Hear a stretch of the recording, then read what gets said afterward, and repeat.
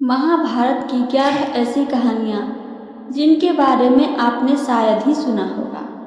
आइए सुनते हैं। आपको धार्मिक ग्रंथ महाभारत से जुड़ी अलग अलग कई कहानियों के बारे में मालूम होगा, लेकिन इनमें कई ऐसी भी कहानियाँ हैं जिनके बारे में आप शायद ही जानते होंगे। जानिए धार्मिक ग्रंथ महाभारत से संबंधित ऐसी ही 11 कहानियों के बारे में।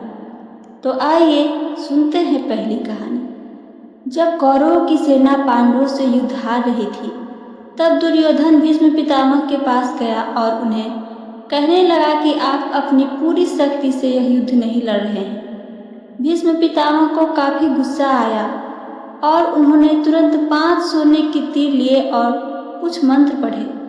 मंत्र पढ़ने के बाद उन्होंने दुर्योधन से कहा कि कल इन 5 तीरों से वे पांडवों को मार देंगे। मगर दुर्योधन को भीष्म पितामह के ऊपर विश्वास नहीं हुआ और उसने तीर ले लिए और कहा कि वह कल सुबह इन तीरों को वापस करेगा।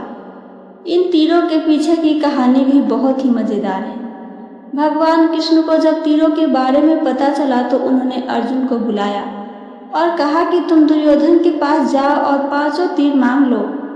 दुर्योधन की जान तुमने एक बार गंधर्व से बचाई थी, इसके बदले उसने कहा था कि कोई एक चीज़ जान बचाने के लिए मांग लो।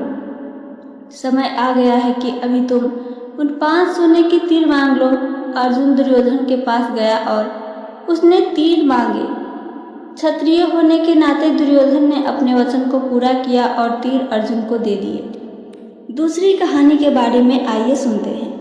द्रोणाचार्य को भारत के पहले टेस्ट ट्यूब बेबी माना जा सकता है। यह कहानी भी काफ़ी रोचक है। द्रोणाचार्य के पिता महर्षि भारद्वाज थे और उनकी माता एक अप्सरा थी। दरअसल एक शाम भारद्वाज शाम में गंगा नहाने गए, तभी उन्हें वहां एक अप्सरा नहाती हुई दिखाई दी।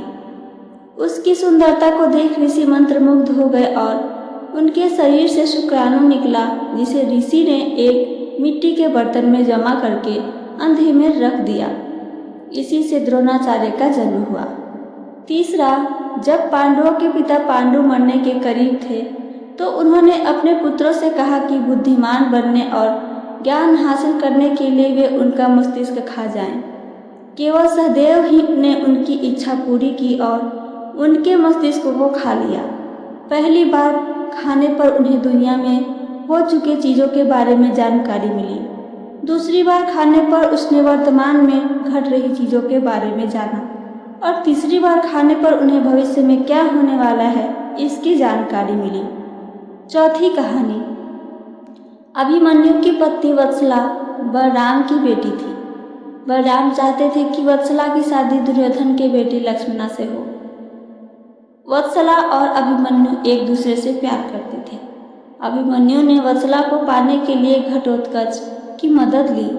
घटोत्कच ने लक्ष्मण को इतना डराया कि उसने कसम खा ली कि वह पूरी जिंदगी शादी नहीं करेगा।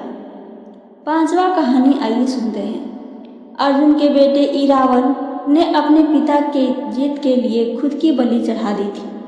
बलि देने से पहले उसकी अंतिम इच्छा थी कि वह मरने से पहले शादी कर ले, मगर इस शादी के लिए कोई भी लड़की तैयार नहीं थी, क्योंकि शादी के तुरंत बाद उसके पति को मरना था। इस स्थिति में भगवान कृष्ण ने मोहिनी का रूप लिया और इरावन से न केवल शादी की बल्कि एक पत्नी की तरह उसे विदा करते हुए रोए भी।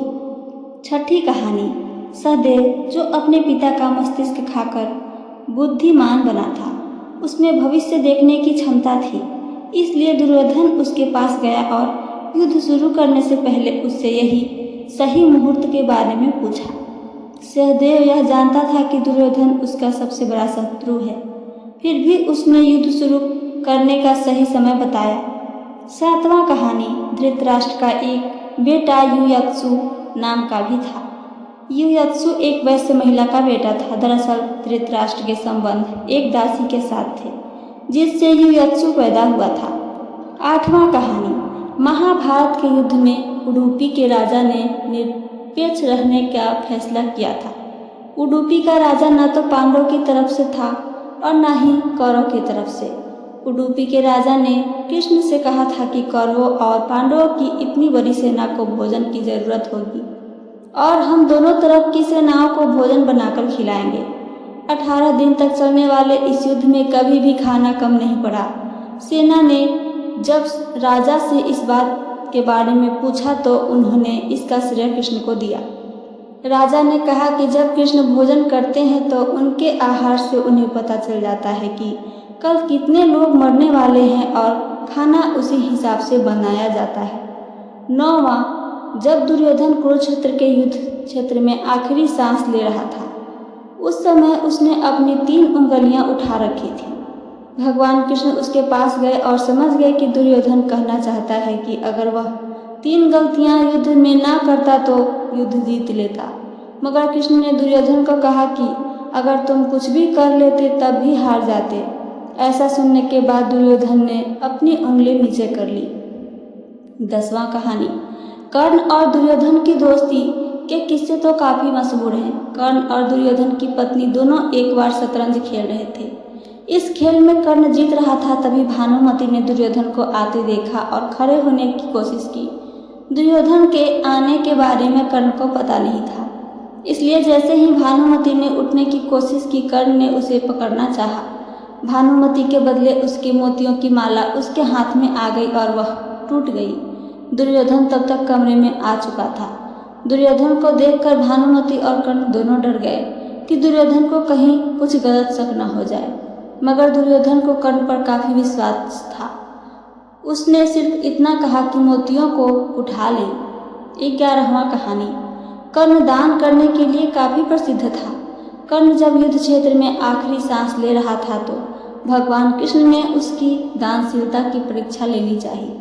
वे गरीब ब्राह्मण बनकर कर्ण के पास गए और कहा कि तुम्हारे बारे में काफ़ी सुना है और तुमसे मैं कुछ मांगना चाहता हूँ। उपहार चाहिए मुझे कुछ तुमसे।